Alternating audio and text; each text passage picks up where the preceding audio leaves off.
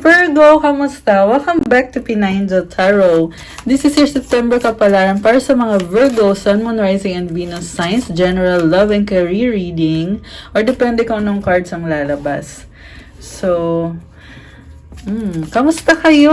Ayan. Uy, happy birthday sa mga Virgo. Ayan, it's still Virgo season. Happy birthday sa inyo, guys. Kumusta naman ang birthday celebration ni Virgo? Pasensya na, medyo na late ang reading nyo this month. Ang dami kong inasikasong personal matters. Pero don't worry, ito na. Ito na ang monthly reading nyo, Virgo. So, comment present para alam kong napanood nyo tong video na to. And I hope okay naman kayong lahat dyan. Kung kailangan nyo po ng gabay, pwede kayong mag-message sa akin sa Facebook page ko, Pinay Angel Tarot. Syempre, may bayad yun kasi ikaw mismo ang i-reading ko. Or i-chat nyo ako sa Viber o sa WhatsApp para mas mabilis. Nasa description box po yung number ko. Ayan, you can get a birth chart reading or pwede rin naman full reading para sa'yo. Okay, ready ko lang yung cards nyo. And bisitahin nyo yung Instagram ko para sa mga interested sa mga crystals to attract love, to attract money, more blessings for protection, wealth, prosperity, and abundance. Okay, so ito na. Tingnan natin ang unang mensahe para kay Virgo. Okay. Inner child, wow. The fairies of playfulness remind you to make time to embrace your inner child. Playing keeps us young at heart. Do something silly and fun, but stay safe. So, i-enjoy mo daw yung buhay mo. Nakita ko dito tuwang-tuwa ka. Syempre, birthday month kasi ng mga Virgo. Kaya merong excitement, happiness, celebration. And mahalagang maging masaya kasi yan ang nagbibigay ng energy sa'yo. And, syempre, para makalma ka, matanggal yung mga stress. Ayan, ilabas mo yung inner child mo. Okay, next card is healing. Wow. Now is a time for you to give or receive healing. Everyone has a natural ability to heal others, yes, even you. Mukhang mga Virgo dyan, hinihil mo yung sarili mo at merong opportunity para sa'yo. Kita mo yung kamay niya, merong rainbow. Ibig sabihin, ikaw yung gumagawa ng bagong opportunity para sa'yo, which is nakakatuwa yun. And very vocal ka. Kita mo yung color blue na dress niya. Ibig sabihin, open yung throat chakra mo. And ang dami iba-ibang colors dito. Nakakatuwa sobra. There's also abundance. So, yung healing na yan, yan din yung umaayos sa'yo eh. Naayos mo yung buhay mo. Very positive card. Okay, next is you are a powerful light worker. Sabi ko na may na-feel kasi ako na malakas ang intuition mo or yung abilities mo, psychic abilities. And sabi dito, it's safe for you to be powerful. Your spiritual power brings great blessings in loving service to the divine. Nakakaloka kasi narinig ko yung word na spiritual power at lumabas din dito. Very powerful ka, lalo na ngayon, Virgo. And yung power mo na yan, nagdadala ng blessings para sa'yo. Siyempre, yung pure na actions, okay? Ayan. Kasi sabi dito, service to the divine. Ayan. Pag sinabing divine kasi, dapat galing kay God. Dapat pure yung intention mo. Nakakatuwa. Kita mo yung ilaw dito sa dibdib niya. Merong glow sa loob mo. Ayan. Which is, yan yung divine light. Yan yung nagbibigay ng power sa'yo para makatulong ka sa ibang tao. Yung light worker kasi, ayun, tumutulong ka sa mga tao sa paligid mo. Yung iba sa inyo, guys, meron kayong healing powers na hindi nyo lang alam or hindi nyo napapansin sa sarili nyo. Okay, very nice. May nakadikit sa likod. Teka. Ayun. Okay. Shield yourself. And law of attraction. So, itong law of attraction, sabi, relationships and activities you once enjoyed are now changing as you become sensitive and aware of energies. Na-attract mo kung ano yung wini-wish mo, Virgo. And mabilis kang masaktan eh. Kaya kailangan i-shield mo or protektahan mo yung sarili mo. Okay. Okay. So, tingnan natin from the tarot. Okay. Ansa na ba yung overall? Ito. Overall energy mo, the Magician. Handa ka na. You are strong. You are confident. You are creating and manifesting. Mukhang bagong simula to para sa'yo. And nag-enjoy ka sa ginagawa mo. Inaayos mo sarili mo, yung buhay mo. Yung iba sa inyo merong business. Kaya, ayan, siguro yung finances nyo, nag-ano kayo,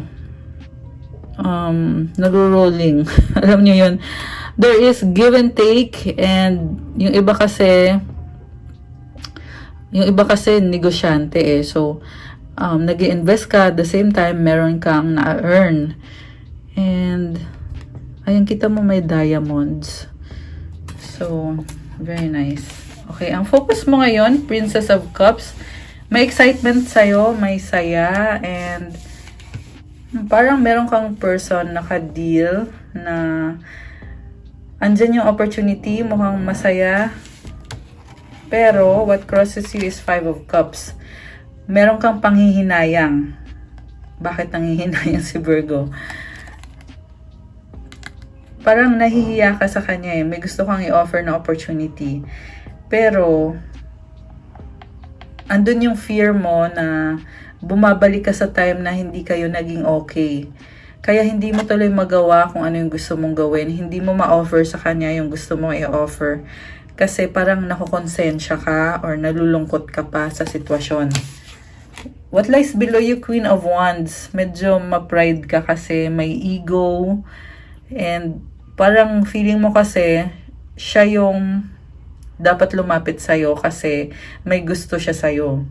Ayan. Parang na-feel ko dito, tinatry mo i-attract yung taong yan eh. Very attractive ka. Queen of Wands kasi this is someone na nakukuha mo kung ano yung gusto mo. So, ang lakas din ng confidence mo ngayon. What lies above you, Six of Cups. Possible na galing sa past yung person na yan or may mga memories kayo. Kaya gusto mong bumalik. What lies behind you, Queen of Cups.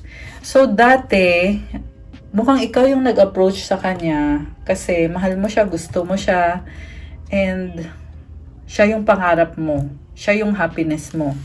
Pero ngayon, parang nawawalan ka na ng, hindi naman sa nawawalan ng gana, pero yung energy mo medyo humina ngayon. Kasi from Queen of Cups, naging Princess of Cups ka na lang.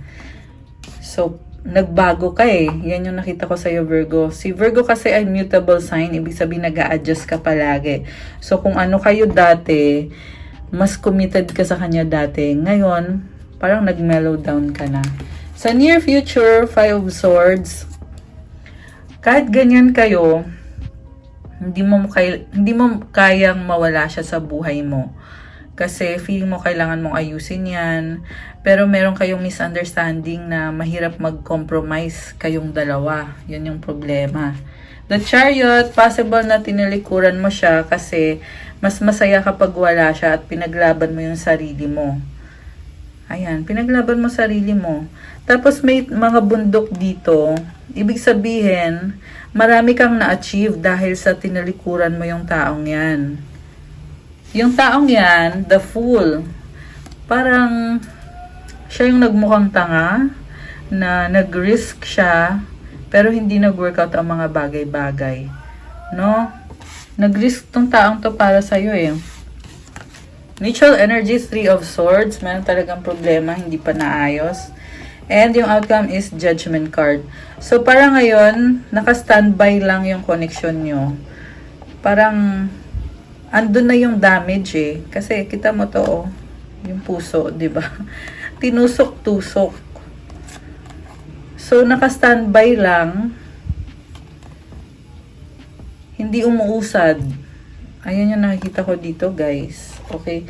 Kaya para kang nanghihinayang ka, Virgo eh, na inisip mo, ay, hindi na umuusad. Parang ganun. Kasi may panghihinayang sa'yo sa part mo. Kaso lang, andun yung pride eh. Diba? Dati mo minahal yung taong yan. Pero ewan ko kung bakit nagkaganyan kayo. So, mag-clarify tayo. Six of Swords, Queen of Pentacles, Eight of Cups. Sa bottom of the deck is the Fool. Oh my God. gosh, nakakaloka. The Fool, Ace of Cups.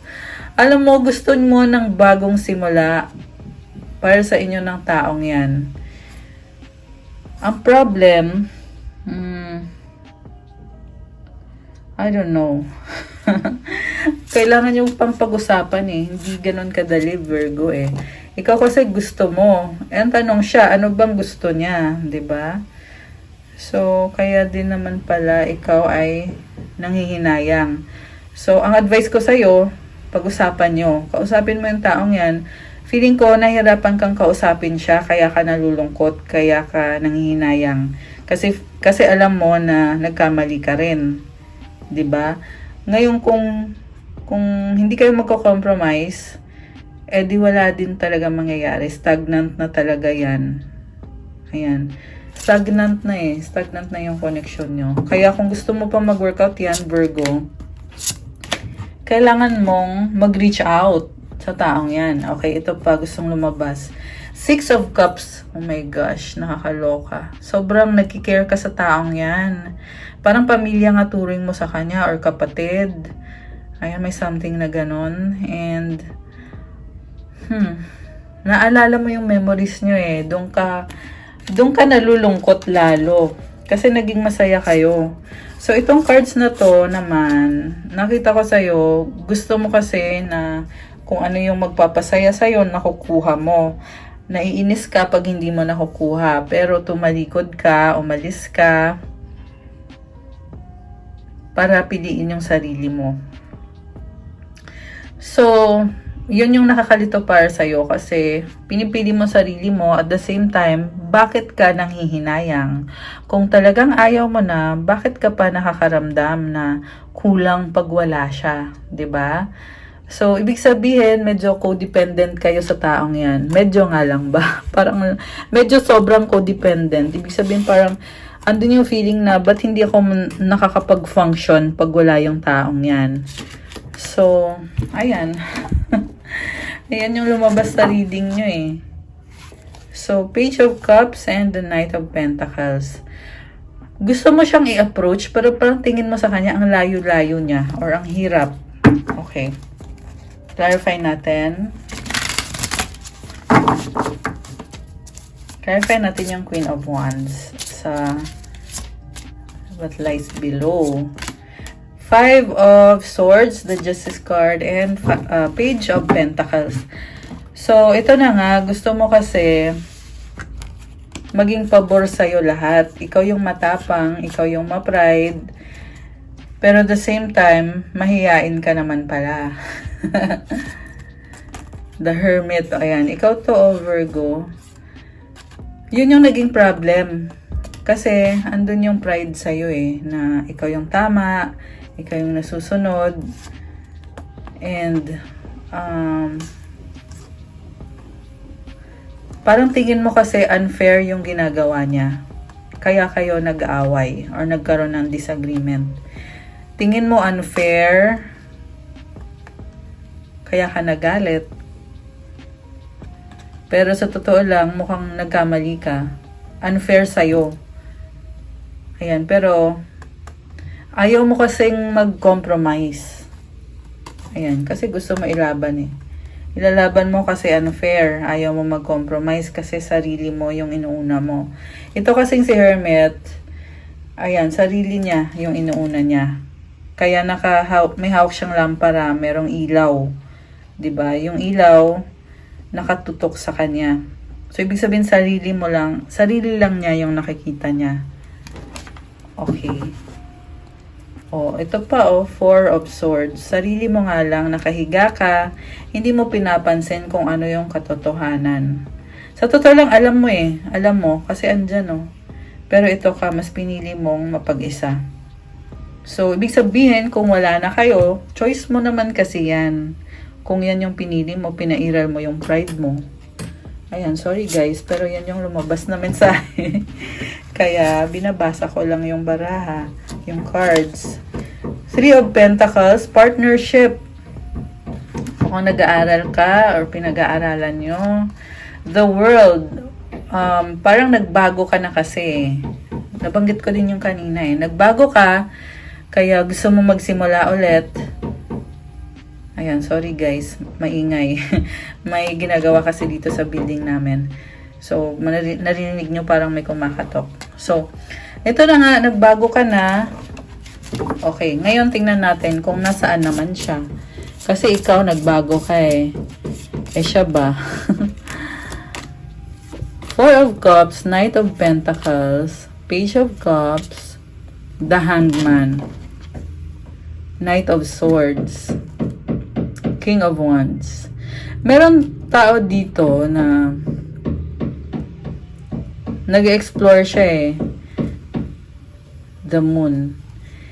Hindi pa clear sa kanyang lahat, kaya parang ayaw niyang mag-risk. Pero, andyan pa rin siya. Ayan. Possible din naman na ikaw to, na kaya merong moon, kasi hindi pa clear sa'yo ang lahat. Ayan, mukhang ikaw yan.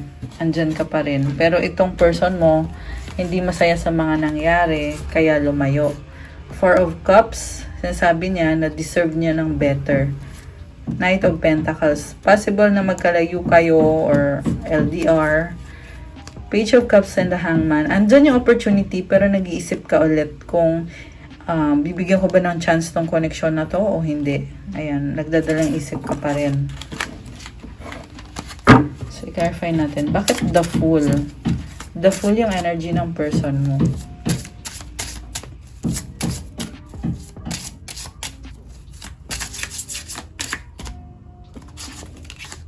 Oh my gosh. Queen of Swords, Wheel of Fortune, Nine of Cups. So, malamig siya sa'yo. Pinoprove niya na mali yung ginawa mo at ayaw na niyang umulit. Ayaw na niyang umulit. Or ayaw na niyang mangyari ulit sa kanya kung ano yung nagawa mo or kung ano yung nangyari sa inyo. Kaya, nafe-feel mo na malamig siya sa'yo. Pero sa totoo lang, pinag-aaralan din niya yung sitwasyon. So, ibig sabihin, andyan pa rin siya. Kasi andito yung Nine of Cups eh. Andyan pa rin siya sa paligid mo, pero pinapa-feel niya sa'yo na malamig siya, ayaw na niya. So, Wheel of Fortune, malaki na yung nagbago sa kanya. Possible na sinwerte sa buhay tong taong to. Malaking pagbabago. Masaya siya sa buhay niya. Ayan. So, merong celebration din. Nagse-celebrate siya ngayon sa buhay niya. Andyan pa rin naman siya. Kaso lang, sabi dito, ayaw na niya eh. So, ayun guys, kung talagang gusto mo pa rin yung taong yan, kailangan nyo mag-compromise. Temperance. O, ayun, kakasabi ko lang. O, patience. Compromise. Yun yung solusyon. King of Swords. Nagiging matalino ka ngayon at kalmado. Mas ginagamit mo yung utak mo. So, merong communication na nakikita ko dito. Eight of Wands energy. Possible na itatry nyo makipag-usap sa taong yan. Pero matagal pa.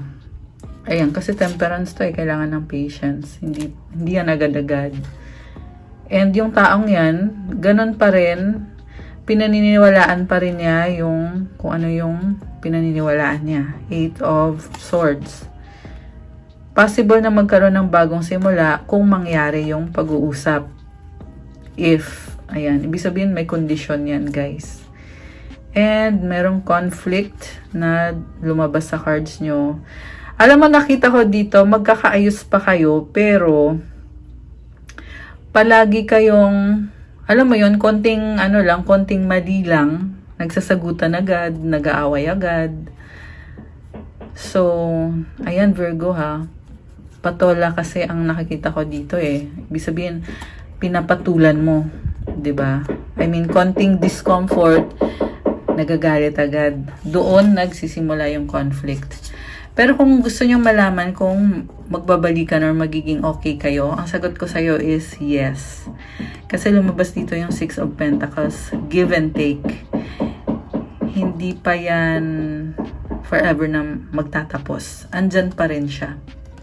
Andyan pa rin siya, Virgo. Possible na may kadika yung Libra. Ayan, meron ulit scale. Libra, meron ding air sign, Gemini, Libra, Aquarius, fire sign, Aries, Sagittarius. Merong Sagittarius. Ayan. Although kahit naman anong sign pwede. Malakas din ang water sign, Cancer, Pisces, and Scorpio. Yes, meron pagbabalikan. Anong outcome? 7 of Pentacles, 2 of Wands, 2 of Pentacles.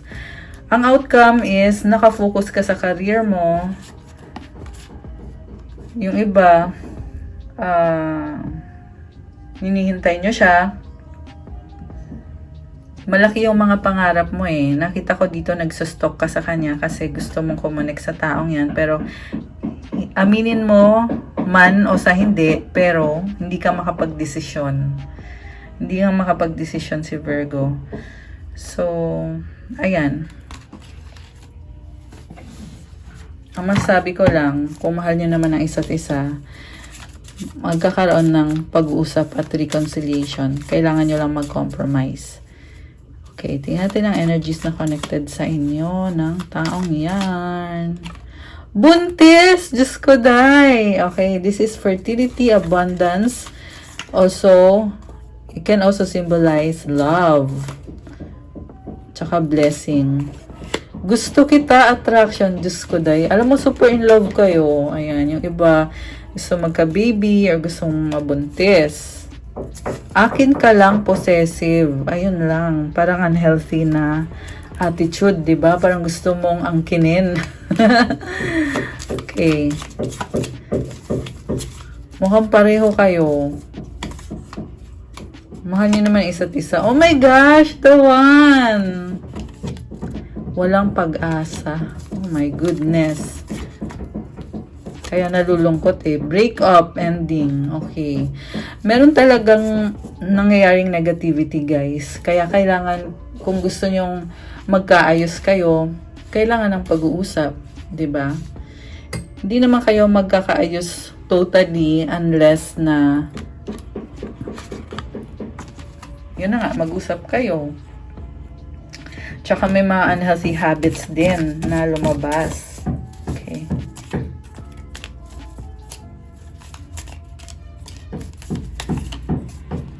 Oops.